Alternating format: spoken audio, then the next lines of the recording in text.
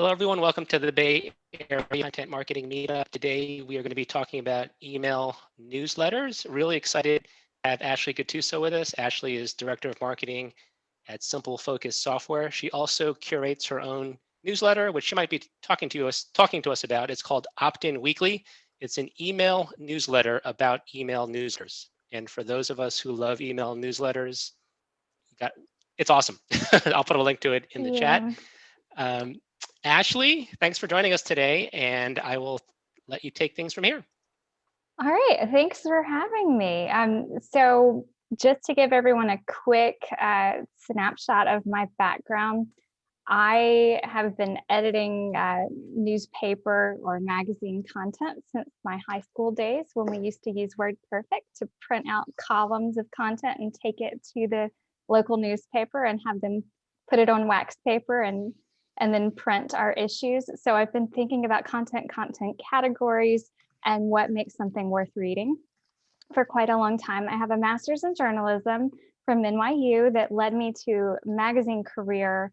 And then I transitioned into copywriting for circuitcity.com about 9 months before it went bankrupt. It's not my fault that this happened, but that was my transition to tech because I was writing product SKUs or descriptions for FireDog, which was their competitor service option to Geek Squad, if you know of that with Best Buy. So SEO was a very new thing, and Amazon was eating up all of the e-commerce industry marketing approaches at that point and just putting everyone to shame. So I transitioned from that to helping my husband launch a metal detecting tour business. He grew tired of his career in pharmaceutical sales management and wanted to pursue his hobby. And we created what we call a jobby for him to take people on metal detecting tours. And during that time, I kind of had children and learned digital marketing by doing digital marketing. So when I was in grad school, blogs were a new thing. Well, we decided to launch him a video blog, a vlog. This was pre-YouTube, pre-Facebook. Essentially, it was going and finding communities online where metal detectorists were hanging out, and then letting them know about his activities. And basically there was a lot of audience building before there was even a business. So he had an audience before them. So I went on to do some contract work and freelance work for different magazines and tech companies, and then worked full-time with SaaS with Ministry Brands, which has 40 tech solutions for churches. And I'm now at Simple Focus, which is another portfolio company. We have 8 SaaS software brands. So I've done a lot of newsletter content strategy, editing, and sending. So what I've built for us today is actually a lot more than I can go through in 30 minutes, and I don't intend to. I dropped a link in the chat if you can see that at the very top. This is a software called Notion. I do not market Notion, but I do like it for what you can build with it, especially if you have a team that can't just churn out a landing page for each and every little thing that you want. For instance, right now, the curated website is on Ruby Rails, which is what the app is on. So they don't let me near that, and they shouldn't, because I can't code in Ruby. But what it does allow me to do is put together something that I can quickly and easily share. And you guys can return to this. But our topic for today is how to write marketing newsletters that people actually want to read. And I've kind of started it as if it is an email newsletter. And I thank Dennis for inviting me here. I interviewed him as part of a content marketing strategy that we have for Curated right now, which is interviewing newsletter creators and learning about their strategies, the techniques, what goes into their newsletters as a way to bring people into Curated. So quickly and without being too promotional, Curated is an email newsletter building tool that you use to build and send. So from link collection to delivering to someone's inbox, and it simultaneously publishes a web version of that newsletter. There's information at the bottom of this page if you are interested in that, but that's not what I'm here to talk about today. I'm here to talk about how do you write a newsletter that people want to open and consume. And the first thing I like to bring up when I talk with people about this is that they can provide great touch points between brands and their consumers. I mean, it's their customers and prospects, but oftentimes marketers get it wrong, and that newsletter becomes an annoyance because it doesn't do what it should, which is deepen the relationship.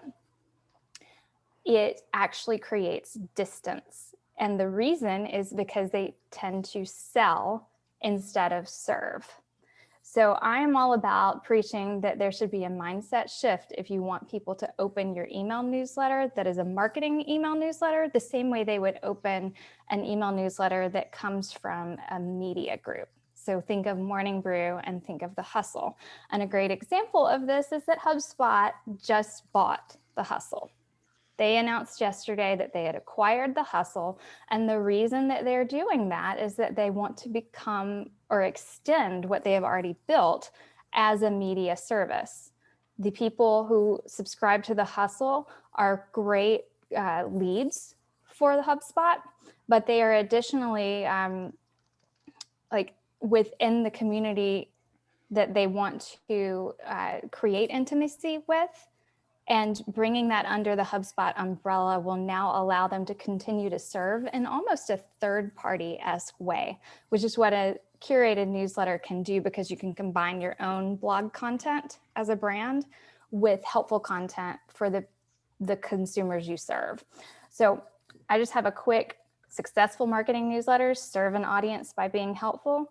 Newsletters that fail are about companies and not the people receiving them. So what happens is there's an intention that is clearly communicated, whether you're writing it or not. If all your CTAs are intended to garner a click that moves someone through a funnel, then you are trying to serve your funnel and your sales team and that eventual sale. If all the clicks, the CTAs are intended to serve the reader, whether it's in the body of the newsletter or what content you send them to, then you are deepening that relationship and teaching them that you are a good source of information. I'm not going to open Joe Knows newsletters right now, but that's a great LinkedIn post about this mindset shift. But I will focus quickly on this before you send checklist, which you're free to come in here and copy and paste right into your workflow. And I think it's probably one of the most important things I can talk about during this presentation. And this is just a checklist that I created. This is not about the technical things that you need to be doing, like checking how it looks in certain browsers or making sure that your images have nice names, because if they show up in a browser that doesn't open the images, you don't want your image name to be like, Content Corner 15. Like, you want it to be what the actual image is, right? So those technical things really matter, but they don't actually matter if you're not doing these things. So this is the before or somewhere in your workflow list that really actually matters. And that is, does this newsletter deepen your relationship with your customers and prospects, serve as a quality touch point with your audience? So would you read it and smile as your target persona, or would you read it and go, I don't need this? Does it remind the reader that your company cares about their success? Does it provide resources that support that success? So you'll notice that, in my opinion, everything about SaaS in particular, and then marketing just in general, is how does your product support the success of the buyer? How does it make their life better? So providing resources that support that success is important. Does it feel like it was sent by a human? And this takes me back to actually how Dennis and I met, because he had a piece that he had written on CMS Wire where he described a tactic that he thinks that marketing newsletters should use that basically, Dennis, helped me out. It was like to adopt the style of a personal email from one person to the other, That's right? right. So the example that I loved is a company called Zuora. They're a SaaS company. I'm hungry. Oh, good. He's hungry. That's wonderful. Okay. He's hungry We're for more hungry- of your story, Dennis. Yeah, we're hungry for newsletters for sure. Or was I saying? Okay, so it's Zuora, a SaaS company. I happened just to get on their list, and most B2B, so I'm going to be talking like B2B examples, because I think B2C companies do a pretty good job of email. But B2B companies, as Ashley said, they're all about, if you're on their list, they're all about moving you down this proverbial sales funnel so that they can get sales to call you, or sales might already be calling you. But anyway, so as Ashley said earlier, it's all about them. It's all about the brand. It's like, here's our latest blog post. Here's our stuff. You should click on it, which is it's the wrong approach in my opinion. So this company has an email newsletter that is really like an email newsletter. I think my pet peeve is that most emails are not like a newsletter. They're just promotional stuff. And it's sent from the CEO. So it's like CEO@Zuora.com. It's probably not his real email, but if you reply back, it probably goes into some inbox. And it's a letter. So it could be sometimes like 800 words of his perspective on the industry. There's subscription billing. So he's written a book, I think, called Subscribed, and the newsletter is called Subscribed. And it's not published elsewhere. So it's not like they're repurposing a blog post. And so you're getting to hear directly from a company's CEO what he's currently thinking, and it's sent out every week. Then at the bottom, they'll list some of their links, which is what everyone does. But it was so distinctive in just hearing directly from a company leader that I use it as an example all the time. Right, because it creates an intimacy. It doesn't feel like it was written by a robot or like an ambiguous entity behind this send. And one thing that is helpful when you do that is you can actually, especially for browsers like Gmail, you can have an image of the person who is associated with that send appearing in their inbox. So it feels more like it's sent from a human to a human. Email newsletters are a way to scale the one-to-one relationship, but it's one to all, but it still should feel like one-to-one. So the last one is kind of piggybacks off the back of that, and that is to deliver quality content that earns you the right to be promotional. So in other words, you can use an editorial style email newsletter to deliver so much value that they give you the grace that you want when you're trying to promote what it is that you are selling. So whether that is within that newsletter or in the other emails that you send them, if you can earn their loyalty and keep them subscribed, then you're still communicating with them at a chosen cadence and reminding them that your purpose is to serve them as a customer. So then I have 9 quick reasons. I'm not going to open these up for the sake of time, but there are some examples in here. Some of them are left over from this presentation that I did for industrial marketers specifically. So you'll see that the person who asked me to do this gave me some examples that were very like industrial company product newsletters. But oftentimes the example of what to do is actually not an industrial marketing newsletter. So you'll see some good examples in there. But I have number 1, don't make it all about your company. And then I have good lists of why and why not.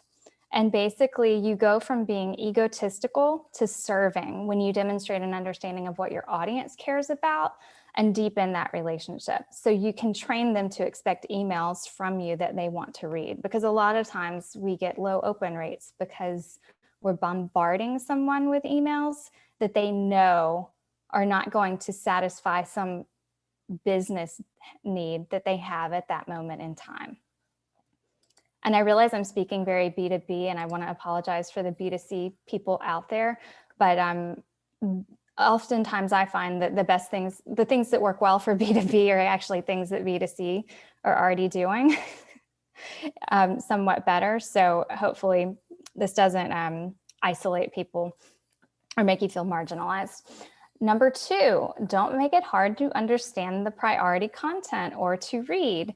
If you go look at this one that's hard to read, you'll understand what I'm saying. We've got like the wrong color text on a dark background, so it's really hard to read just accessibility wise. But then additionally, there's no clear solid layout that tells me what the priority content is and what is less important. So I like to have an intro and then some alpha copy that I'm using my analytics within my email sending dashboard to understand what people are enjoying the most and making sure that that is towards the top. So a lot of times people will go, oh, well, we better get our most recent promotion that we're running as the top content, like that alpha piece. But really what that does is usually it meets some metric that a C-suite wants to see. Like what's the ROI of this email newsletter? Like, and the thing you shouldn't be measuring is who converts on an email newsletter. The thing you should be measuring is scroll depth, engagement, how many replies you get thanking you for what you just sent, which I like to call a love note. And I base that off of a wonderful book that I can recommend to you guys called Lovability, which is by Brian DeHoff over at AHA. So basically, create a hierarchy that is easy to digest.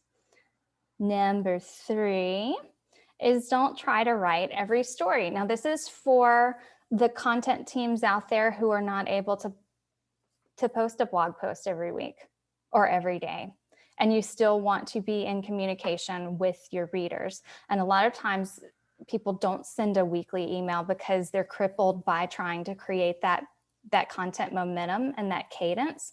But if you are curating content from other sources that will support your industry, you are giving them information and connecting them to it when they might not, or when they might otherwise not have seen this. Now, Dennis has an extreme thought on this that I have taken as a personal challenge, which is to not only curate from your own blog or from third-party, non-competing blogs or news sources, but to actually consider curating from your competition at times. And it can be a challenge to mentally think through this, but the value behind that can be that you are saying, look, I am so trustworthy that I recognize when my competition has given good advice, and I would never want to hold that good advice back from you because I don't want you to know they exist. It's actually creates an interesting confidence and trust between the two parties. So also, there's something very trustworthy about a brand that includes resources from third parties. Like, it just kind of helps you understand that they're working to support you and your success as the reader. Number 4, don't assume that your company news is worth top billing. Now, this one I have to show because we've all seen this. The like new hires and their CVs is not exciting to your readers. It's not as interesting as it is to them as it is to your team, but you can try more human ways to bring them in, like what Dennis suggested by having the CEO write the intro to the newsletter or write the weekly newsletter itself. And some other ideas that I think are really exciting would be like 5 questions, like a Q&A style format with a new hire or a new CEO or even an existing CEO. And so you break it up and give it more of a story arc and a reason to connect the reader to this person in like a creative way. So I would encourage leadership to connect in that less formal way because I talk about what I showed you with that CV is Unfortunately, when you put something like that in your newsletter, you create a sense of guilt in your reader for not wanting to read what you've included, right? I feel guilty sometimes when I'm like, oh, I don't want to read that, but I feel like I should want to read that because they told me I should. But so now you've kind of created a psychological challenge for your reader. Number 5, don't make it a product catalog. So we talked about not being too promotional or transactional. There's another place for that. If you have within all of the things that people can subscribe to, specifically a product newsletter, or if you were e-commerce and you were the Gap, and that means that every Tuesday you're going to send me your deals, that's where that belongs.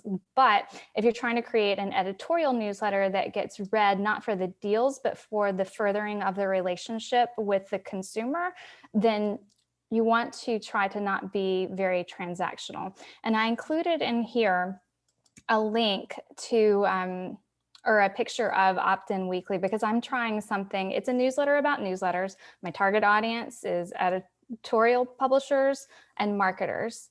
And I only talk about curated in one little section of the newsletter that is like 4/5 of the way down. And it's just a curated news blurb that reads editorial. It's always some product insight or something new we've released.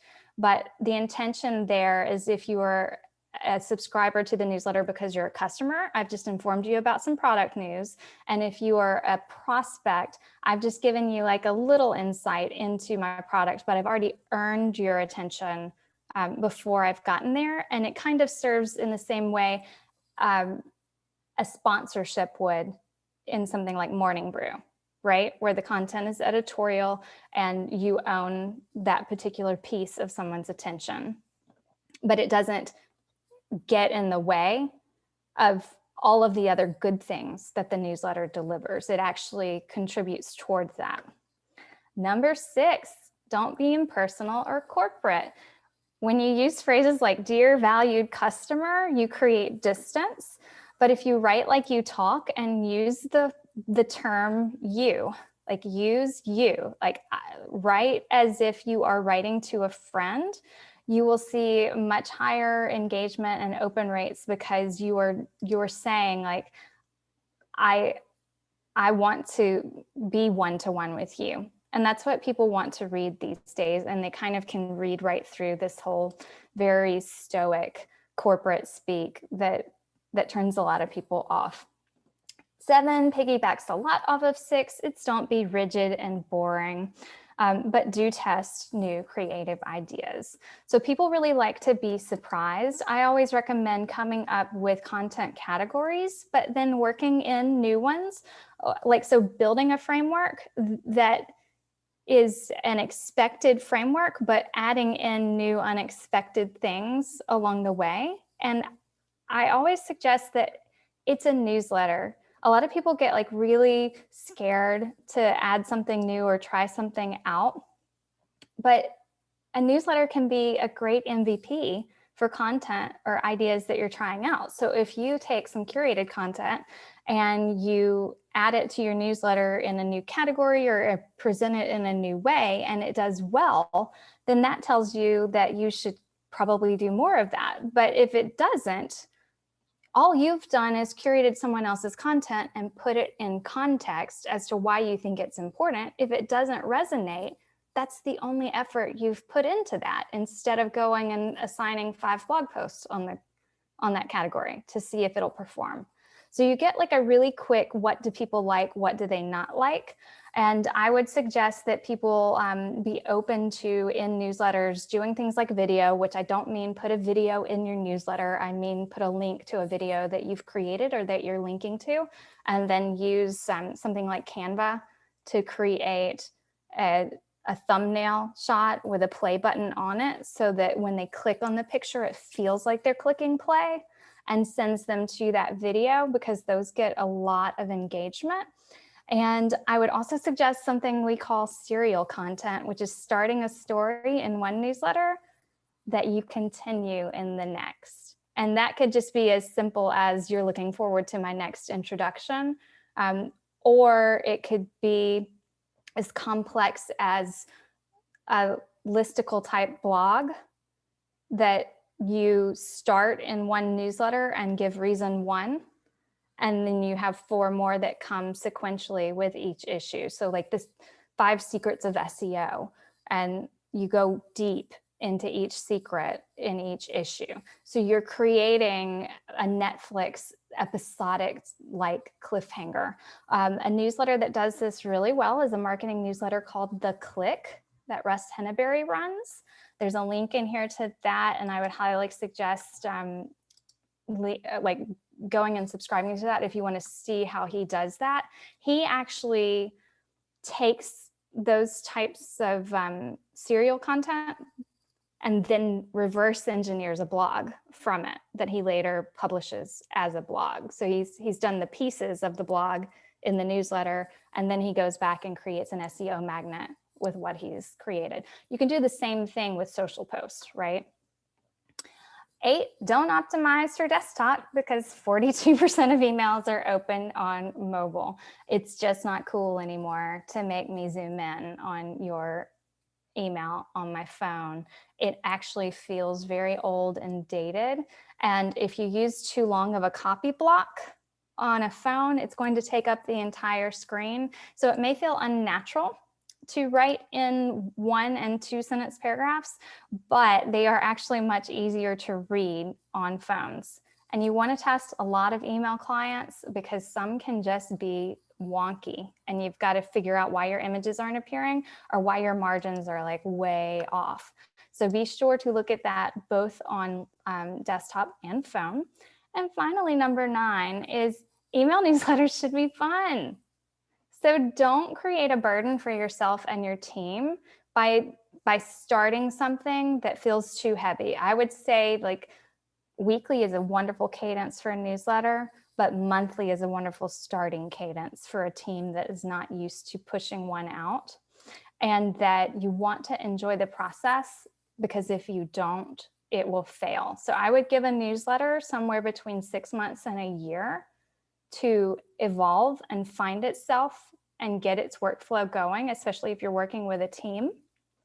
But I would be sure to keep using it to build connections and split up different content sections between different people so that each person's workload is lighter.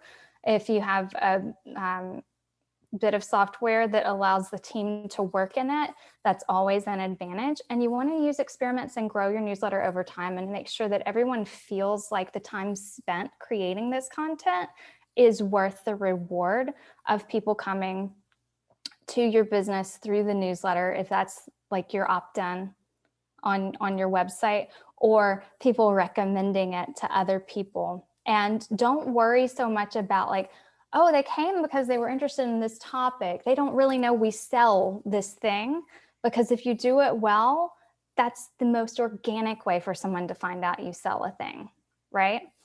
So that is 1 through 9 of my do's and don'ts of how to write newsletters that people will open. I've included a lot of examples in here, as well as newsletter tips and tools that will link you right up. If this will open, you'll get a gander to some great newsletter creators, some of whom I have interviewed, some of whom, that's my newsletter, some of whom have great advice for newsletter creators. And I will say that what I am telling you right now is because of the intense curation and newsletter creation and research that I have been doing in addition to my past background in newsletters. So I would say that there's a huge advantage to challenging your team to learn what it is that your target personas care most about by forcing yourself to create a frequent publication that is around that topic, because you as a team will become much more aware of the factors that they are most concerned about and be more acutely in tune with their pain points and their work climate. Like I said, there's some information about curated down at the bottom. You can go explore. All right. I think I like sped through that, Dennis. Questions? That was fabulous. That comments? That was our first meetup talk using Notion, and I think you've managed to create some new users of Notion, I bet. people that are checking this out. It's a fun software. Yeah, it looks pretty neat. Let's see, we have a couple questions in the chat. We're going to give priority to folks who want to ask. So if you want to unmute yourself and ask a question, feel free to do so right now. If not, I will check chat. No one? No one? I have a question. Yay. Hi, Jen. Hi. So Jen is my sister, by the way. Hello. Oh, fun. So she's a full, is she a Jen or a Jennifer or a Jennifer? I'm a Jennifer most of the Okay. time. I work in marketing and communications for the University of Massachusetts Amherst. So, we're not trying to get customers so much as, anyway, I have various newsletters that I send out to various audiences. Sure. I'm wondering if you have any advice or if there's anything magical about the day of the week or the time of day that you schedule a newsletter to land in someone's inbox. I do. So there are companies larger than ours doing studies all the time to like try to predict the exact moment when you would have the highest possible open rate. And it kind of, as a journalist, used to like really drag me down to think about like, but if you send good content, it should just get opened. Like, why are there magic hours and days? But I will say that studies have shown that Tuesday, Wednesday, Thursday are typically the most popular days, and 10 a.m. to like 3 p.m. is your good window.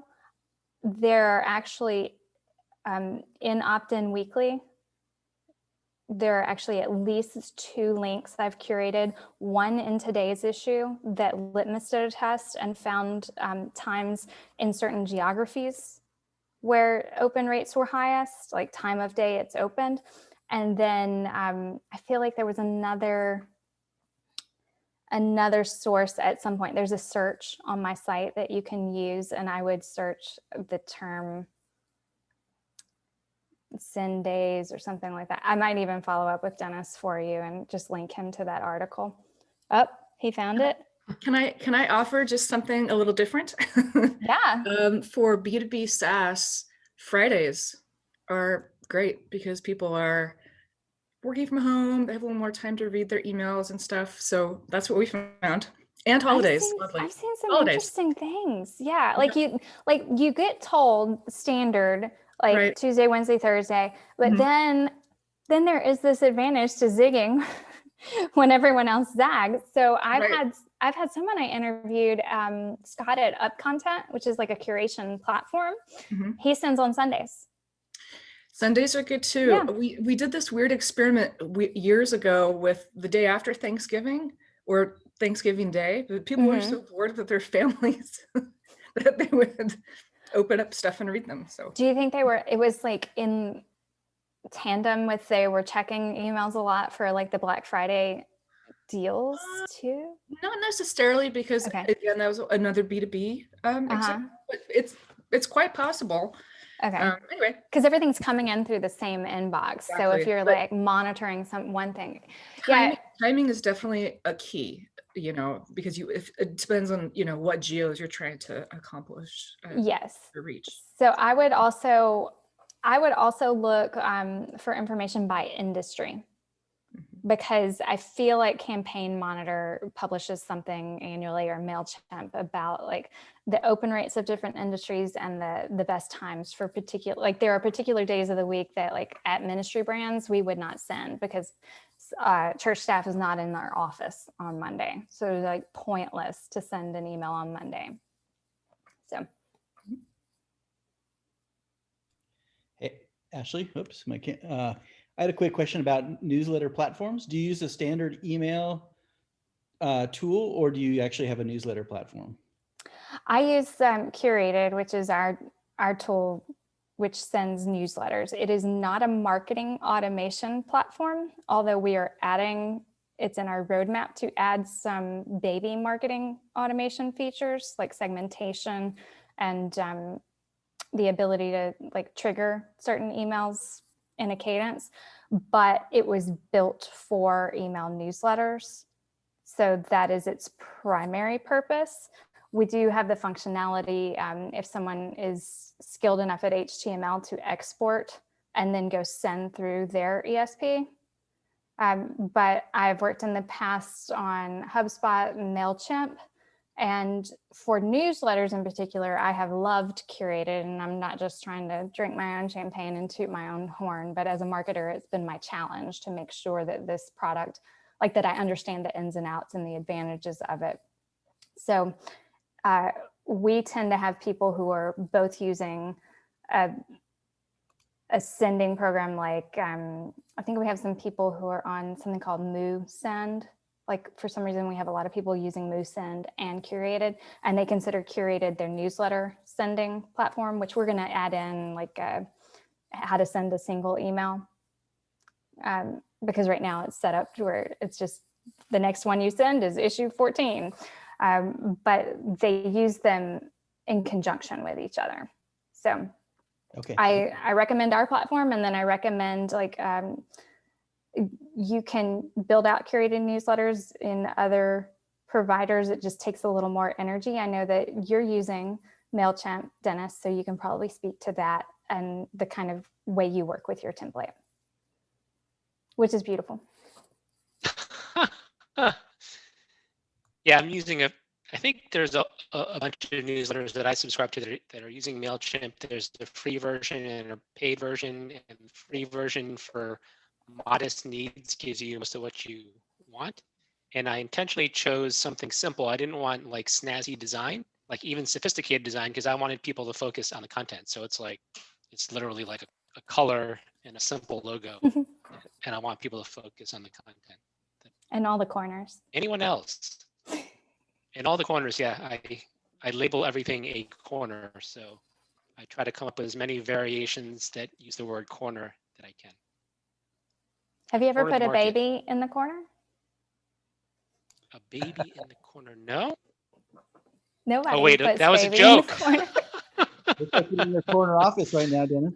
That just went right. That just went like I'm that. sorry. The delivery of that. I was couldn't good. help it. Thanks. That's what Darn, I this is bring to a recorded. team. It's my skill. We'll have to That might edit be that going out. into my next issue. Other questions?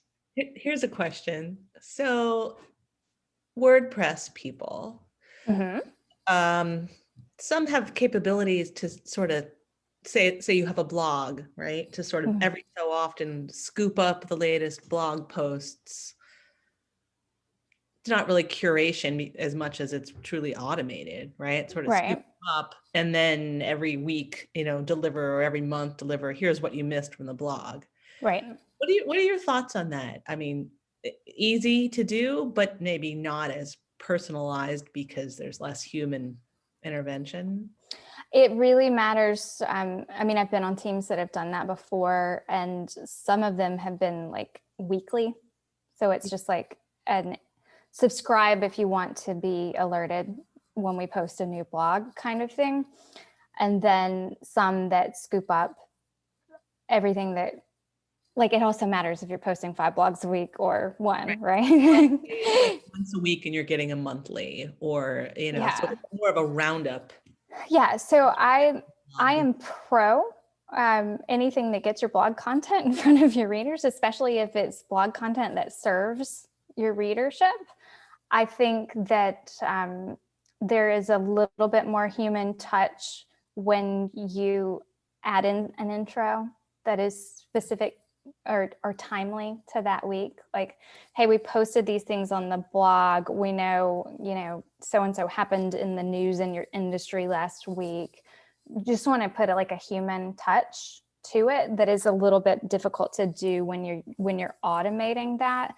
But we are working, I think it's on our roadmap for people who are using WordPress to have like an integration that would bring everything you've posted on your blog into the collected links section, so that they're waiting there for you to import into your next newsletter. I would add that it's based on what are you offering when the user signs up. So if there's an offer that says get an email every time a new blog post is published, that's an agreement, like that's what you're getting, and that's fine. But if it's like sign up to our newsletter and then all they do is send you email every time they have new blog posts and all they're doing is giving me the links, then I feel cheated on the second. But on the first, I'm getting what I signed up for. That's a great point, Dennis. Because there's a marketing expert named Mark Schaefer that some of you might be familiar with. He blogs very frequently. And so I just went to his site and signed up for the email that says, send me an email every time he publishes. So, and I love his content. So when I get the email of the blog post, I just read the blog post in my email client. And I actually never go to his site, but I stay up to date with him because I'm just getting his blog posts via email. Yeah. So I think I addressed this in like a LinkedIn post and an opt-in weekly issue recently, where I'm a firm believer in the intention of creating content is for it to be consumed, right? Like if the intention of creating content is to put it behind a gate, then you're saying this is bait for your email address, right? But if you create content that you want to be consumed and it's out there in the public, which is one thing I do like about having my newsletter issues, like the archives publicly available, is someone could come and read them all without ever giving me their email address. And they could somehow magically remind themselves to come back weekly or monthly and review what's new on my website. But if they are subscribing, that has changed from an exchange of information to a, hey, I like what you're doing and I want to be reminded of what you're doing, instead of a, hey, I want to see what's behind the wall.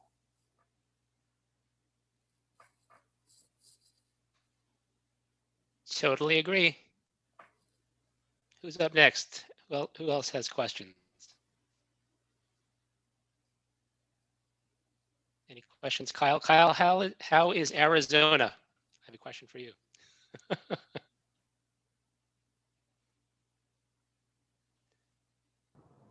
Arizona Right. is about 70 degrees right now. So smart man here. Kyle lives in Chicago and decided to spend a month or so working in Arizona. So very smart. Keep the winter. Took me too long to figure that out, though.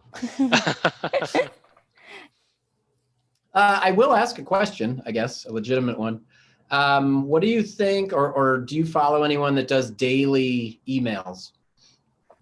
I do. 2 that I receive in my inbox in the morning, or 3 actually, because I'm a morning brewer.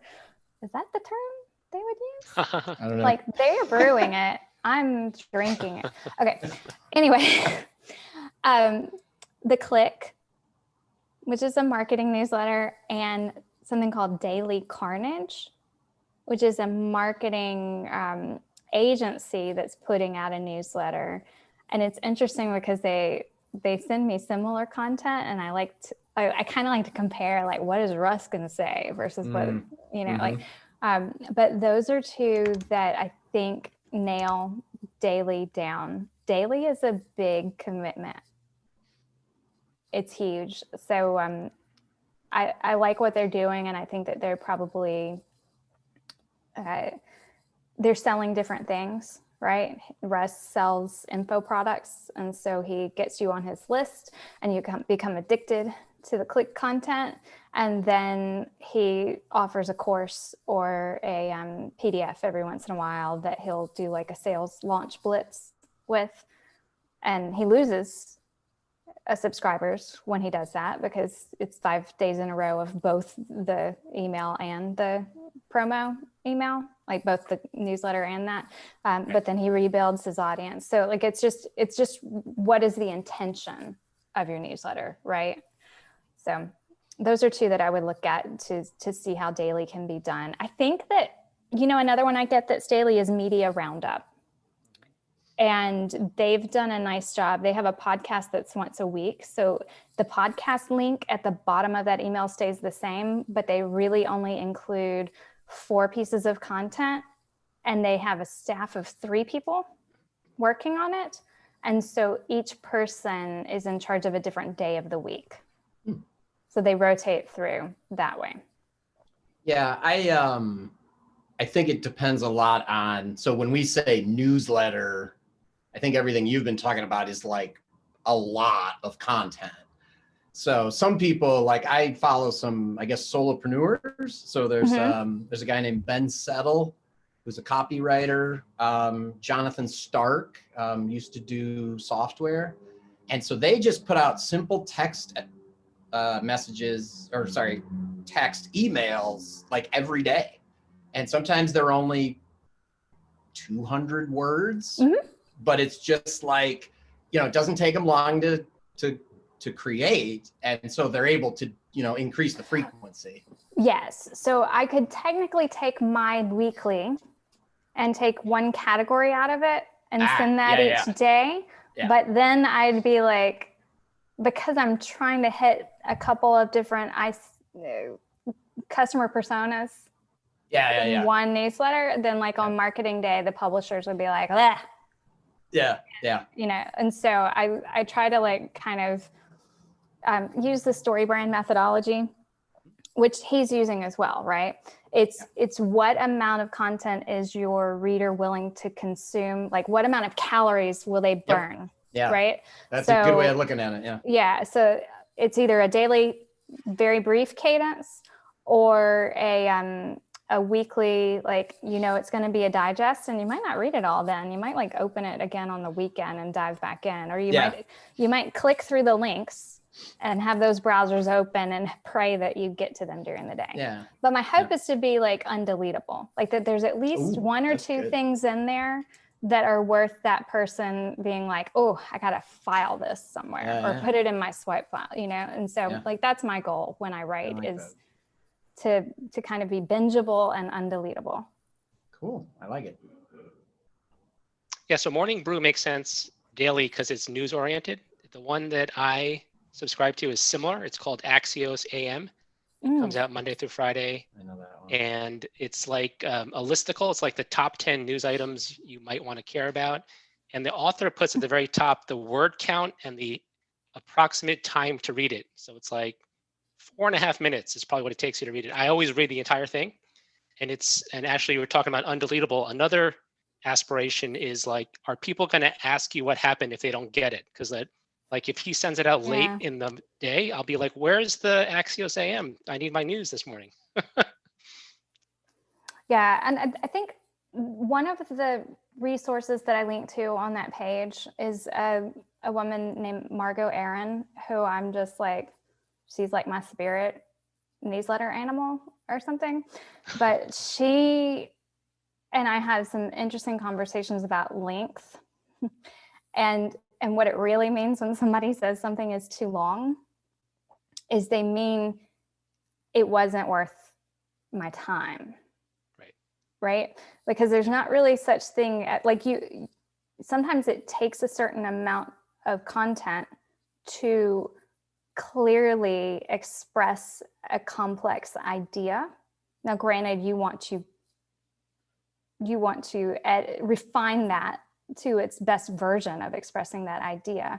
But what, to me, long form has the power to do is communicate something deeper than like just a momentary comment on something, like to dive in a little deeper. So really what you want is people, even if you are going long, to never be responding and saying, why is this so long, right? Because that means you really haven't engaged. But some people can go on for 1,500 words and I'm captivated and I don't end it and go, oh, it's too long. Like I'm riveted, right? Yeah. So. Yeah. All right. And with that, I think we're out of time. Ashley, thanks so much for joining us. Thank you for having me. My daughters will thank you for letting me pick them up at the school bus. Excellent. And I'll put links to where you can find Ashley on our meetup page, so you can find that all there. Take care, everyone, and stay safe. Thanks. Bye. Bye. Bye-bye.